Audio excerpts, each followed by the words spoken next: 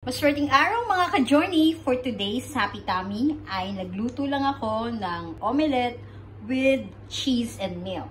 So nag-prepare lang ako ng bell pepper, cherry tomatoes, onion, at saka cheese. Maglagay lamang ng half teaspoon of garlic powder, konting black pepper, ground black pepper, and then konti lang rin na oregano leaf. Ilagay na rin natin ang cheese kasi ito yung magsisilbing pampaalat nito. Yan, at lagyan ng konting milk. I-set aside ang ating ginisa. Iluto ang itlog sa medium heat. Ilagay ang ginisa sa kabilang side o sa kalahating side ng ating pinili. Yan guys, ready na ang aking egg omelette with cheese and milk. Yeah, so what are we waiting for? Kain na na!